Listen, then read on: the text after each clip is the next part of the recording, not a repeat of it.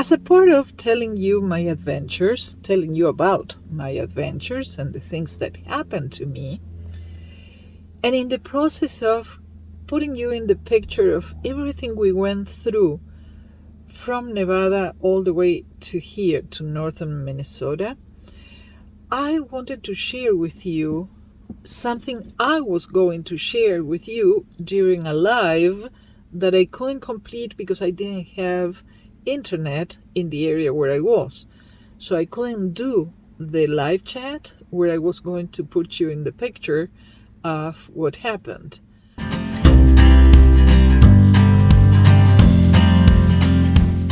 I was in Nevada and I knew my tires were already kind of low. They told me you can get still like maybe close to 10,000 miles or 6,000 miles on them. But I thought, you know, my tires are my life. Because if I have to drive from Nevada all the way to the north of Minnesota, it's going to be a lot of miles. And my life depends on those tires to be healthy. So I didn't want to risk. And I decided to get 4 new tires for my driving. And I did. So I had saved the money.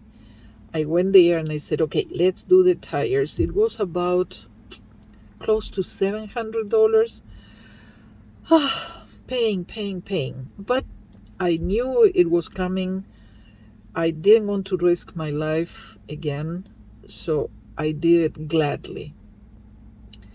The following week, when we were ready to leave Nevada, I decided to have one more oil change because that also helps your vehicle to last a lot longer.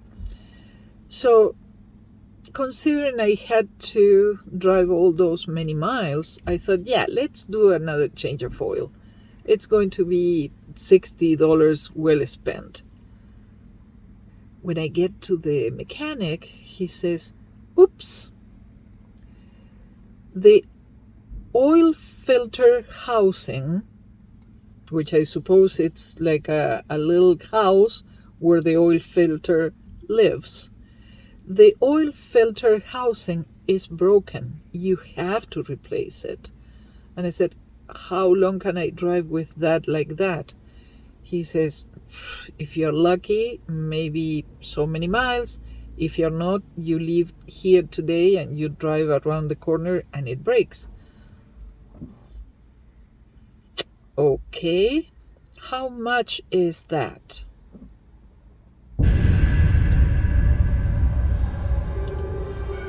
$1,200.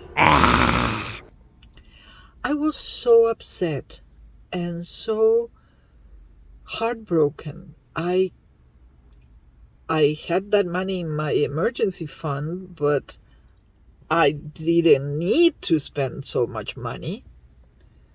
So I Googled everything I could about the oil filter housing. And there is kind of a 90% agreement online that the housing breaks if when they change the oil, they tighten the lid too tight or they leave it a little loose. So if that is true, they were the ones that changed my oil the last time. So what if, I don't know. Do you know what I mean?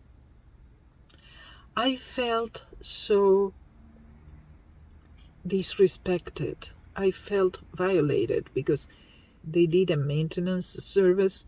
They didn't say anything about that.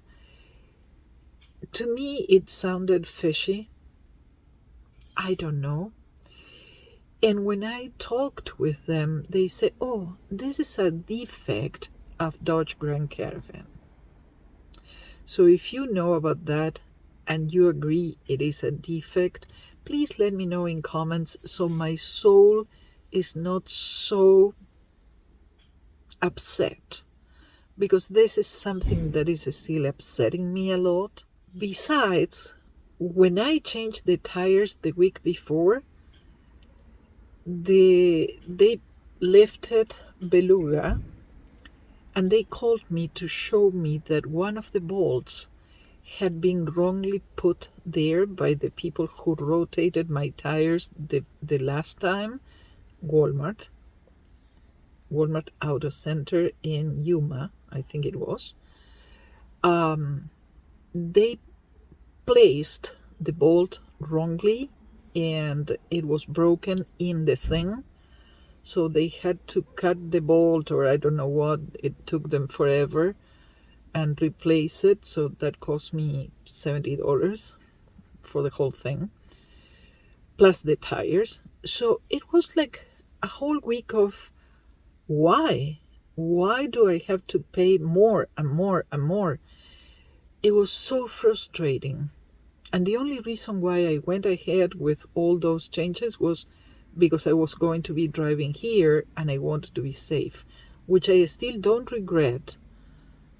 But oh my gosh, it was so painful, so painful. So my question to you is, have you ever heard of the oil filter housing breaking? Let me know. Let me know if you do. But let me know if it is a defect with Dodge Grand Caravan. Because if it is, we have to let other people who have this minivan out there that it might happen. Or was it just malpractice because they didn't do it properly? I don't know. Thank you for being here. Let's keep the conversation going in comments. If you like the video, please give me a thumbs up so I cheer up a little bit. Subscribe to the channel so I become really happy. And I'll see you soon. Take care.